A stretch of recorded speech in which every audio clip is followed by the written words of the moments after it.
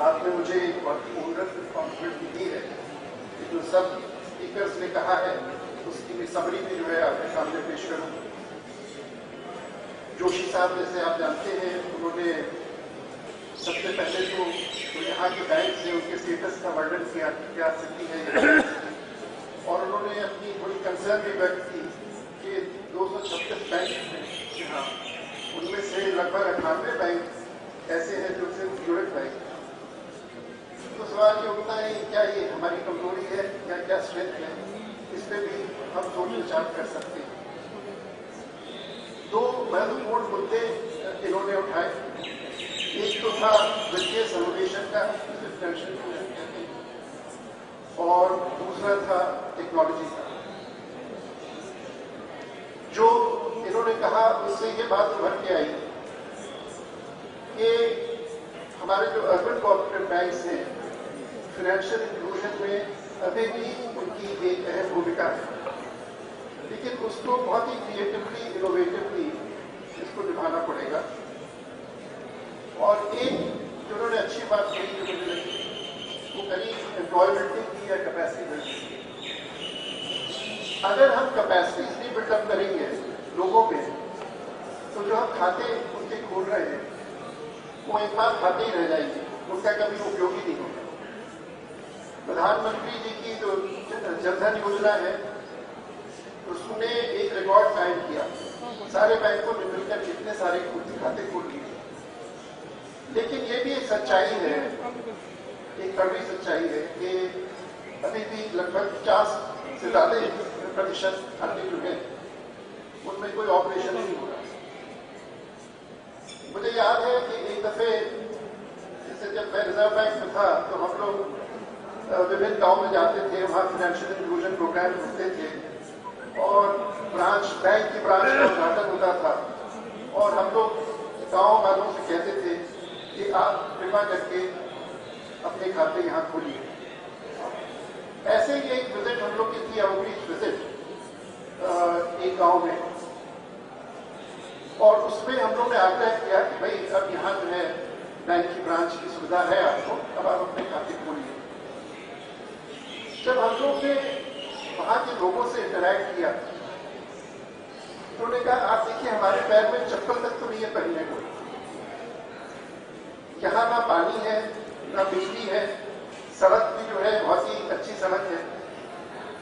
तो हम जो है साथ में खेती करते हैं, कोई उद्योग नहीं है जो हम खेती करते हैं, वो सिर्फ बरसात होती है उस पर निर्भर है। यहाँ कोई आसपास नहर भी है, तो हम बैंक में खाता खोल के क्या करें। तो इसके लिए बहुत आवश्यक है कि जो राज्य सरकार है और जो बैंक्स हैं उनको मिलजुल के काम करना पड़ेगा कि ऐसी ऐसी स्कीम्स बनाएं, स्किल लोगों की डेवलप करें, कैपेसिटी बिल्डिंग करें, ताकि लोगों में वो क्षमता आए कि वो कुछ कमा सके और कुछ बचाकर बैंकों में रखें। केवल खाता खोलने से महज एक मुखानापूर्ति वाली बात हो जाएगी। कुछ ऐसे सेगमेंट्स हैं जिन्होंने जिक्र किया, जैसे विमेन या नॉन अर्निंग मेंबर्स जो हैं, बच्चे हैं, सीनियर सिटीजन्स हैं, उनको कैसे बैंकेबल बनाया जाए, ये भी एक चुनौती है। इन्होंने बात की टेक्नोलॉजी की, और दरअसल जो इन्होंने कहा और सारे और स्पीकर्स ने भी यही बात की कि अगर हमें कम्पीट करना है और बैंकों से, तो हमें ये समझना पड़ेगा कि टेक्नोलॉजी के बगैर नहीं हो सकता। Technology is going to be has already become the cutting edge. वो स्टेट बैंक की चेयरमैन कह रही थी कि SBI मेरी जेब में। जो अब नई जनरेशन आ रही है, जो अब जिनके बैंक के खाते खुलने वाले हैं, जो हमसे आगे वाली जनरेशन है, वो तो मोबाइल टेक्नोलॉजी में क्लिक करेंगे, वो बिल्कुल बैंक जाने नहीं चाहेंगे। सारा काम जो है अपने मोबाइल फोन पे होगा या बैठ के अपने कंप्यूटर पे होगा। हम लोग जो पहली जनरेशन के, हम लोग भी अपने काम कर रहे हैं। तो हमें ये समझना पड़ेगा कि टेक्नोलॉजी जो है हमें अडॉप्ट करनी पड़ेगी, और उसके लिए जो खर्चा होता है वो भी हमें करने के लिए तैयार होना पड़ेगा। अगर हमें किसी की सहायता चाहिए तो हाँ वो बतानी पड़ेगी क्या सहायता चाहिए, लेकिन बिना खर्चे के, बिना उसमें निवेश के ये काम बड़ा मुश्किल। इसके अलावा श्री एन पी पटेल हमारे बहुत ही वरिष्ठ यहाँ ऑपरेटर थे, उन्होंने जिक्र किया एचआर का, कि जो एचआर है उसकी क्या भूमिका है। मेरे ख्याल से अगर बैंक्स को प्रोफेशनलाइज करना है, अगर उनकी एफिशिएंसी बढ़ानी है, तो एक तो टेक्नोलॉजी जरूरी है, लेकिन आप कोई बहुत ही आधुनिक मशीन लगा दीजिए, उसको चलाने वाला भी तो कोई होना चाहिए।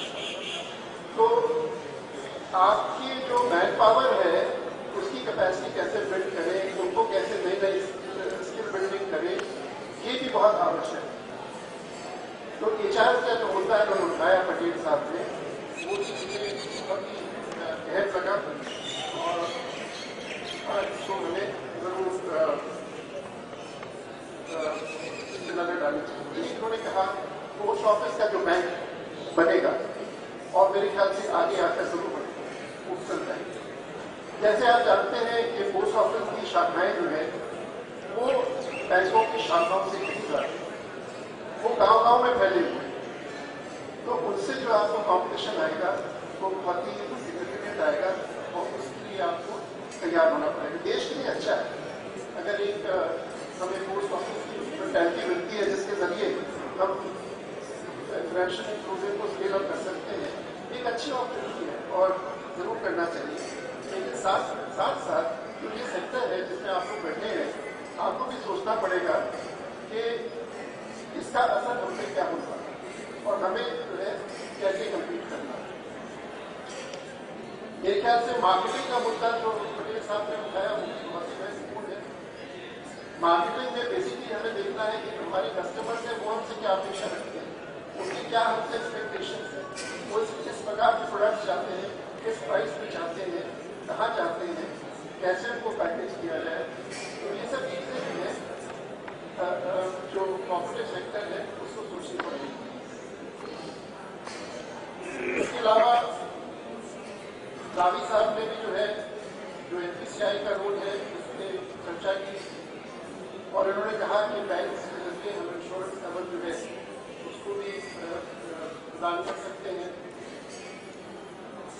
और इन्होंने इस बात पर जोर दिया, स्टाफ की ट्रेनिंग पर भी जोर दिया, और ये भी कहा कि एचआर जो है ये बहुत ही इम्पोर्टेंट मुद्दा है, इसको हमें देखना पड़ेगा।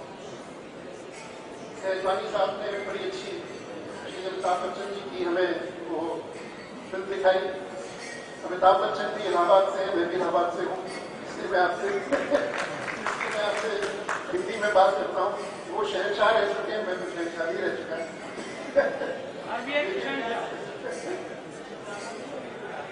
हाँ, लेकिन जोशी साहब ने मुझे वेद व्यास कहा, मुझे संदर्भ में कहा, उसके भी चर्चा वेद व्यास में नहीं हूँ, लेकिन हाँ थोड़ा बहुत मैंने किसी विषय में जो काम किया उसका वर्णन मैं करना चाहता था। तो सहजवानी साहब ने कहा कि कोशिश करने वालों की कभी हार नहीं होती। सहजवानी साहब ने कहा, बच्चन साहब ने कहा, मेरे ख्याल से ये बहुत ही इम्पोर्टेंट है। मुझे मालूम है कि हमारे सेक्टर को काफ़ी सद में पहुँचे हैं, काफ़ी इम्पैक्ट हुआ है कुछ एपिसोड्स का, लेकिन हमें आगे बढ़ना है, हमें पीछे का नहीं सोचना है। हमें ये सोचना है कि हम कैसे हम आगे बढ़ें और कैसे हमें जो खामियां हैं उनको हम ठीक करें, और जो नए नए तरीके हैं उसके जरिए हम आगे बढ़ सकते हैं। अब मैं आपके सामने कुछ बातें रखना चाहूँगा। जो शीर्षक है इस पैनल डिस्कशन का, वो दिया गया है challenges faced by urban cooperative banks and strategy to compete with commercial banks. थोड़ा बहुत अंग्रेजी में बोलना भी फैशनेबल हो गया है, तो आप अगर मुझे इजाज़त दें तो थोड़ा मैं अंग्रेजी में भी अपनी बात करना चाहूँगा, लेकिन मैं हिंदी में भी आऊँगा। मुझे माफ़ कीजिएगा, मुझे गुजराती अपनी अच्छी तरह नहीं आई है, धीरे धीरे वो सीख जाऊँगा, तो 2-3 वर्ष बाद गुजराती में बात करना पड़ेगा। आप बताइए।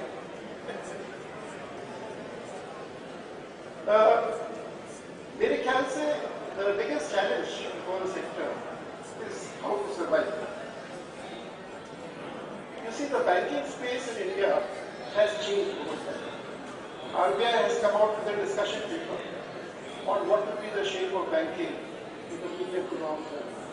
And they've come out with so many new things. They're even talking of the possibility of converting some big banks into joint stock banks and all those things. There's a high-level committee of RBI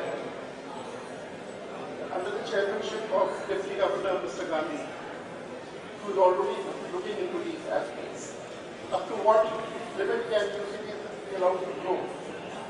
What kind of businesses should be permitted to UCBs without any limit? So far and so forth. What I want to say is that thought processes are on, no firm decisions have been taken, but the whole sector is undergoing change. The entire banking sector and UCBs are part of the banking sector.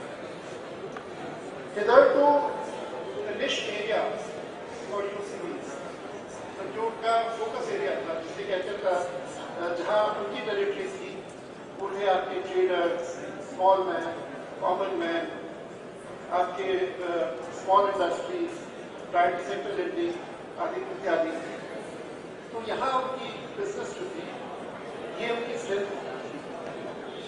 लेकिन अगर आप देखिए पिछले 10, 15 या 20 सालों में इतना ज़्यादा एक्सपेंशन हुआ है कमर्शियल बैंक्स का, खासतौर पर जो हमारे नेशनल बैंक्स हैं, वो भी उन सब एरिया में पहुंच चुके हैं जहां थे क्या है।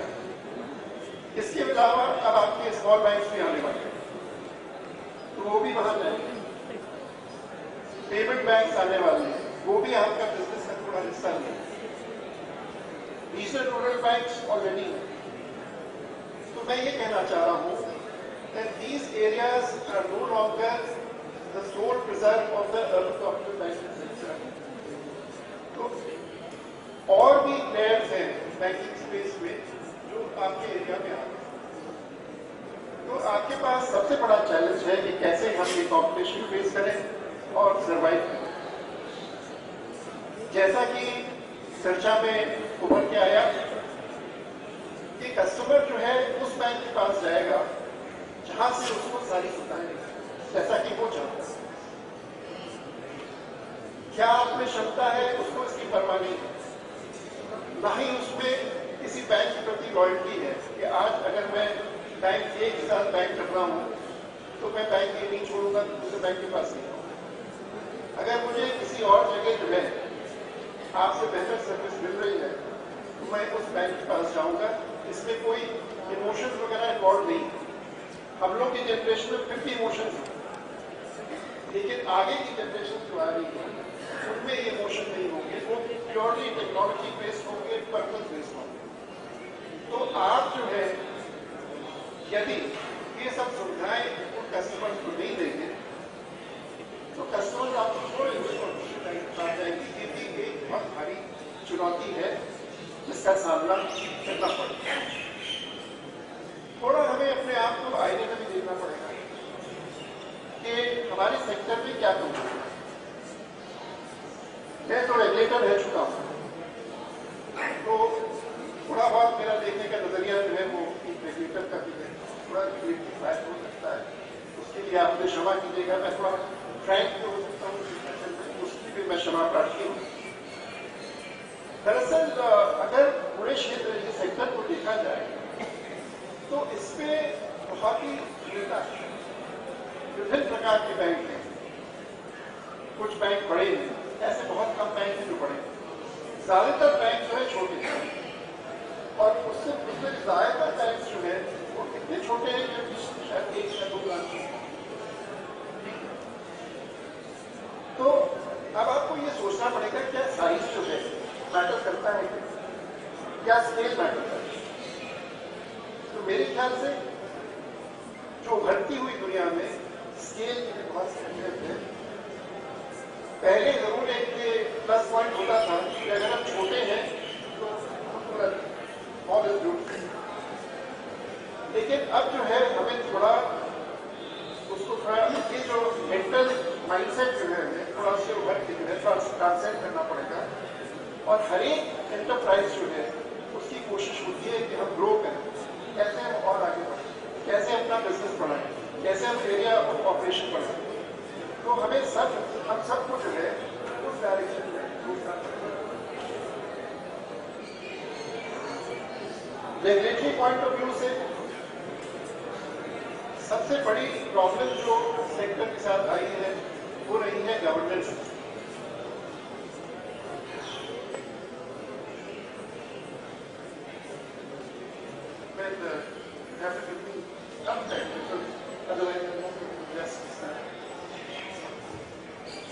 You see, governance is a very important aspect, and if the governance is weak, you can have all sorts of problems.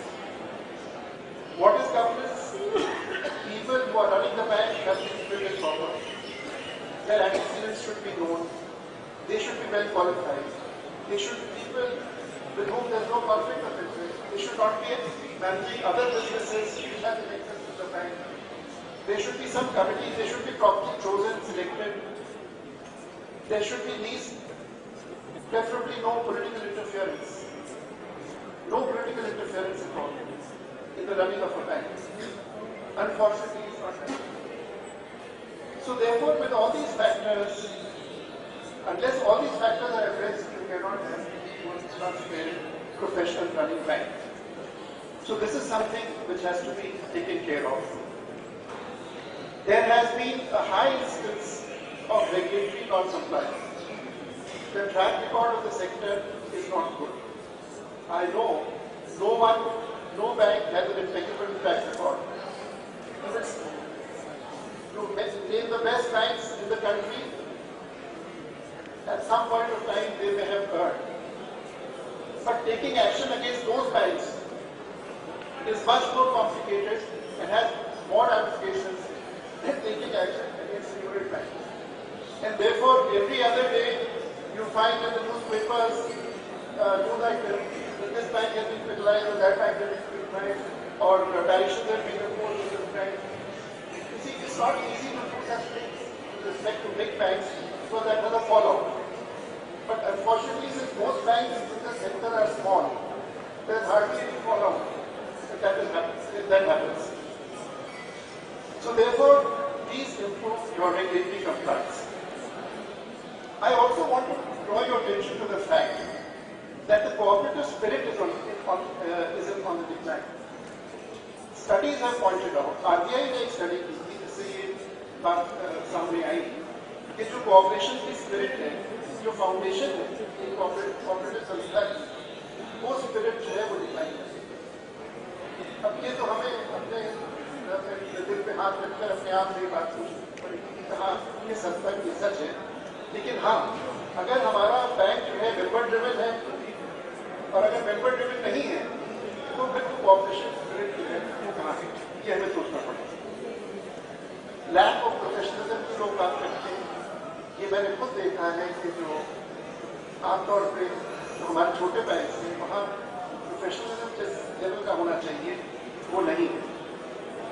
इन सब वजहों से जो कोऑपरेटिव बैंक सेक्टर है उसकी क्रेडिबिलिटी वो सफर कर रही है। मैं था जब बादलपुरा हुआ या क्लासिक कोऑपरेटिव बैंक हुआ तो काफी हद तक तो फ्रॉड्स भी हुए। There was an unholy nexus between banks and stockbrokers, between banks and bullion traders, between banks and real estate developers.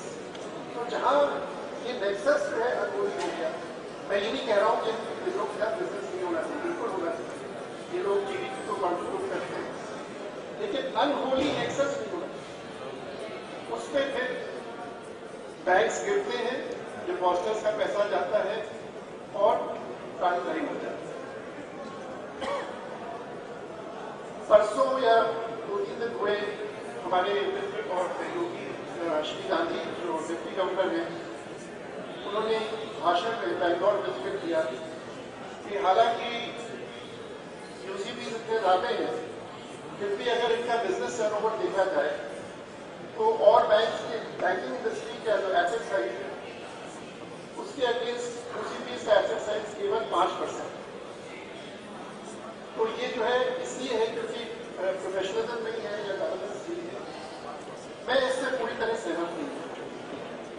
मैं इस स्टेटमेंट से पूरी तरह सहमत नहीं हूँ। इसलिए सहमत नहीं हूँ कि यूसीपीज जो है इंडिया से फंड लेते हैं,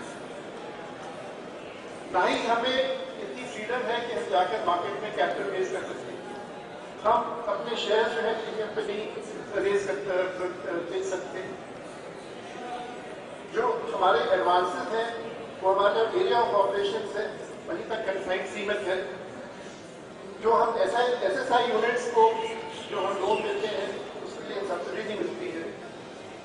जो होम लोन है या फॉरेक्स बिजनेस है या गारंटी एलसी जो इशू करने की बात है उसमें भी यूसीपीज को फ्रीडम नहीं है जो और बैंकों को है। ऑन साइट एटीएम लगाइए या ऑफ साइट एटीएम लगाइए, उसमें भी यूसीपी की ये करना और बैंकों के मुकाबले ज्यादा कठिनाईपूर्ण है। और सबसे बड़ी चीज ये है कि यूसीपीज पे डुअल कंट्रोल है, रजिस्ट्रार का कंट्रोल है और आरबीआई का कंट्रोल है। मेरा ये मानना है कि आरबीआई और जो सारी राज्य सरकारें हैं और केंद्रीय सरकार है उनके बीच जो है एमओयू हो चुके हैं, टैक्स हब बन गए हैं और अब जरूर काफी अच्छी अंडरस्टैंडिंग है तीनों रेगुलेटर्स में। टैक्स हब बन गया है, वो भी अच्छा काम कर रहा है और इस सब की वजह से आज जो है जो number of financially well manage sound bank जो है वो कहीं ज्यादा है 10 साल पहले के मुकाबले। लेकिन फिर भी सरकार को चाहिए कि जो बैंक है, मुझे मालूम है कोऑपरेशन जो है एक स्टेट सब्जेक्ट है उसमें राज्य सरकार का जो है जोड़ है, लेकिन जहां तक बैंकिंग एक्टिविटीज है जो बैंक है उसमें जो है सारा एक रेगुलेटर होना चाहिए और भारत के संदर्भ में वो रेगुलेटर है भारत का केंद्रीय बैंक सेंट्रल बैंक। तो बैंक रेगुलेशन की सारी जो पावर्स जो है और सारा रोल जो है वो रिजर्व बैंक को अदा करना चाहिए, ऐसा मेरा मानना है।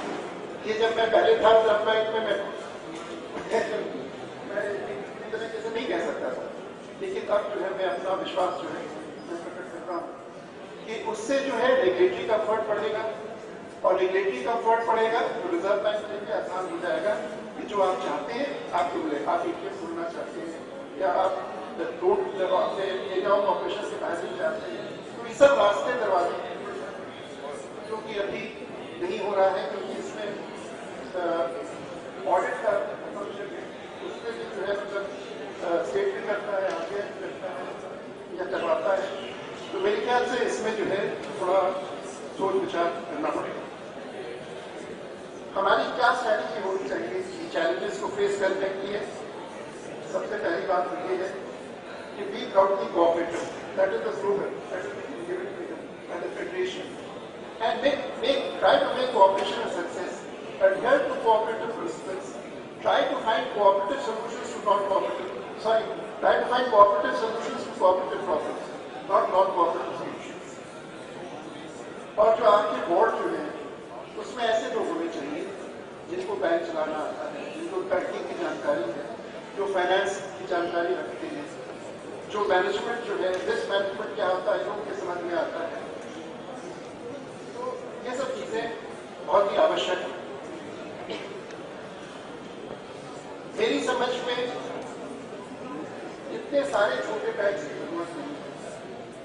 हमें जो है थोड़ा और गठन करना होगा, दिक्कत और गठित करना होगा। उसके लिए वॉलंटरी अमेलगेमेशन मर्जर्स हो अगर छोटे बैंक्स में, इसमें से इससे सेक्टर को और उनके बैंक्स को, उनके मेंबर्स को, उनके कस्टमर्स को ज्यादा कॉन्फिडेंस मिल सकता है और एफिशिएंसी भी बढ़ सकती है और ये बैंक स्थिति में हो सकती है कॉम्पिटिशन का सामना कर सकते हैं। ऑडिट फंक्शन को कैसे स्ट्रेंथन किया जाए इस पर भी हमें सोचना पड़ेगा। By and large audit function जो है ज्यादातर बैंक में कमजोर है। मैं बड़े बैंकों की बात नहीं कर रहा हूँ, मैं छोटे बैंक की बात कर रहा हूँ, तो उस पर भी हमें तवज्जो देना पड़ेगा। और टेक्नोलॉजी टेक्नोलॉजी टेक्नोलॉजी, बिना टेक्नोलॉजी के काम नहीं चलेगा, ये आप सब अच्छी जो बैंक टेक्नोलॉजी नहीं अपनाएगा, जो बैंक सीपीएस पे नहीं आएगा, जो बैंक मोबाइल बैंकिंग नहीं करेगा, जिस बैंक के एटीएम नहीं होंगे, आगे चलकर उस बैंक को बहुत कठिनाइयों का सामना कर सकता है कॉम्पिटिशन फेस करने से, और they will lose customers, their profits will be hit, their members will not get the same dividend they are getting today. Market research की बहुत जरूरत है। जिला बैंक जो है एक बहुत ही मशहूर ऑपरेटर है, उन्होंने काफी हमें सुझाव दिए हैं, इस पे हम लोग वर्क करना है। कस्टमर सर्विस जो है वो बहुत जरूरी है, उस पर तवज्जो दीजिए, कस्टमर आपका सेटिस्फाइड होना चाहिए। तो हमें जो बेसिकली अपना जो क्रेडिबिलिटी गैप है उसको ब्रिज करना है इन सब चीजों के जरिए। हाँ, एचआर जो सब लोग ने बात की, एचआर का बहुत मतलब कैसी मैन पावर हमारे पास है, क्या जो हम जिस प्रकार की मॉडर्न सर्विस देना चाह रहे हैं उसकी जानकारी है, आईटी की जानकारी है। अगर हम इसमें अच्छे सिस्टम ले आए तो उसमें इन लोगों को जानकारी है कि क्या ये फाइटर प्लेन चला भी सकते हैं, प्लेन तो आ गया आपका, अच्छा जैगवार आ गया है, जो कुछ आ गया, लेकिन उसके लिए पायलट भी चाहिए जिसको चलाना आना। तो मैन पावर जो है वो भी जरूरी है कि आपको अच्छी मिले, और बिना पैसे की कुछ नहीं करना। अगर आपको अच्छी मैन पावर चाहिए तो थोड़ा आपको खर्चा भी होता है, बिना उसके मैन पावर नहीं आती। रेगुलेटर्स को क्या करना चाहिए? सबसे पहले तो मैं अपने आरबीआई के साथियों को हमेशा कहता रहता हूँ, भाई अब पिछले 10-12 साल में काफी सुधार आ गया है इस सेक्टर में। अब आपके जो इनोवेशन है, कंजर्वेटिव पॉलिसी है, इसको क्या और थोड़ा पॉजिटिव हमें व्यू करना चाहिए। टेक्नोलॉजी भी है इसमें। मुझे याद है जब एक ही बार में डीजे टाइगर अवार्ड को पाया, डीजे टाइगर अवार्ड ने डोर्स खोले कि बैंकिंग इंडस्ट्री में टेक्नोलॉजी आ गई। उसके पहले अगर आप कहीं भी एक फोटोकॉपी मशीन पे लगाइए तो उसमें एजुकेशन हो रही है, कंप्यूटर को suppose to be a magic है। चाहे जितना भी समझाइए यूनियन वालों को, वो नहीं समझते थे, बैंक बंद रहती थी, हड़ताल होती थी, ये सब होता था, लेकिन ऐसा नहीं हुआ। तो इसमें जो है आरबीआई की काफी भूमिका है। आरबीआई ने जो कंप्यूटराइजेशन है बैंकिंग इंडस्ट्री का और आपका क्लियरिंग हाउसेस का, उसमें एक बहुत अहम लीडिंग पायनियरिंग भूमिका अपनाई। जिस चीज को MICR टेक्नोलॉजी को अमेरिका में कितने वर्ष लग गए उनको स्थापित करने में, वो आरबीआई ने 2 साल कर दिया। सारा स्टैंडर्डाइजेशन पेपर का, प्रिंटिंग का, किस टाइप की प्रिंट होनी है, किस टाइप का फॉन्ट होना है, कौन सी मशीन आनी है, कहाँ से आनी है, कितनी कॉस्ट में आनी है, क्या उसमें सॉफ्टवेयर लगना है, कैसे लोग उनको ट्रेन किया जाए, सारी चीज रिजर्व बैंक में दी और उसकी वजह से ये सब सफल हुई। अब क्या हो रहा है कि वर्किंग ग्रुप बन रहे हैं, कमिटीज बन रही है, अच्छे रिकमेंडेशन हो रहे हैं, और बस सीबीएस की बात कीजिए, सीबीएस जो है ज्यादातर बैंक में कर दी जाए, लेकिन क्या सॉफ्टवेयर लगेंगे, क्या उनकी स्ट्रेंथ है, क्या सिक्योरिटी फीचर्स है, कितनी स्टेबिलिटी है, there is a big question mark, because no one has certified software, no one has certified any hardware. तो मैंने ये बात रखी है कि भाई थोड़ा बहुत स्टैंडर्डाइजेशन जो है इसमें रिजर्व बैंक को भी करना पड़ेगा और हैंड होल्डिंग होनी पड़ेगी। अगर कोई आर्थिक सहायता किसी बैंक को चाहिए टेक्नोलॉजी लाने में, वो भी जो है सोच सकते हैं कि कैसे बैंकों की सहायता की जाए। जहां तक फेडरेशन का सवाल है, हमने कोशिश की है, जो बैंक जिन्होंने सीबीएस अभी तक नहीं किया है उनसे बात की है कि भाई आप कीजिए, और हम एक बड़ा जो यहाँ का जो स्टेट कोऑपरेटिव बैंक है उनसे हम कहेंगे कि अगर वो सॉफ्ट लोन दे सकते, मेरे ख्याल से हो सकता है वो उसकी बात मान जाए, और अगर ऐसा है तो हमें करना चाहिए। IDRBT है, उन्होंने अपना क्लाउड कंप्यूटिंग टेक्नोलॉजी अपनी की है, वो कहते हैं हम सीपीएस जो है अपनी क्लाउड पे रखेंगे और ट्राई विद टेस्टेड सॉफ्टवेयर। तो हमें 5-6 बैंक चाहिए पायलट स्टडी की, ठीक है, उसके बाद हम अपनी, लेकिन हमें तो कई बात यह है कि फेडरेशन को 5-6 बैंक की जरूरत है जो ये करने को तैयार है। मुझे कहा गया है कि टाइम आउट हो गया। लास्ट बात मैं कहूँगा वो है रेला centre for banking research development and excellence. Gujarat पहला स्टेट है और शायद